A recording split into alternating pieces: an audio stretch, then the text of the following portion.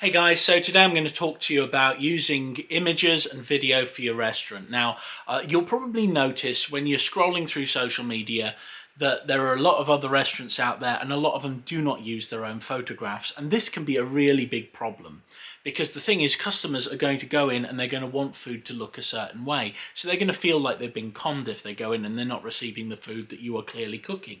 So my advice to you is to get a decent camera, one which can do both pictures and videos, and take some really nice panning shots of your food, put them all together, edit it all together, and put it out on social media. Now, the thing is, the way I tend to set things up is I like post rotators. So what they'll do is they'll put up certain posts at certain times. So let's say you've got one post that's going to go out one time per week. Now, if you've got like 21 to 28 posts that you build up for that specific post rotator, they will go out bosh,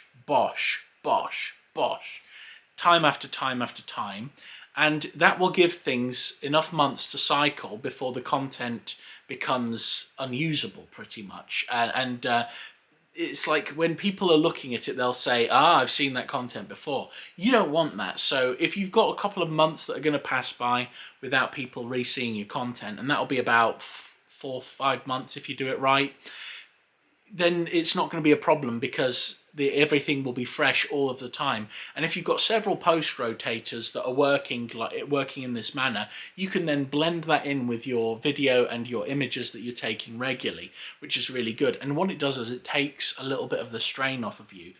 Now, my advice when it comes to social media is I would say only do video and images. Do it about an hour, maybe 2 hours before your restaurant opens if it's opening in the afternoon, or if it's open in the morning, just do it first thing in the morning, and then you want to do one in the mid-evening sort of time.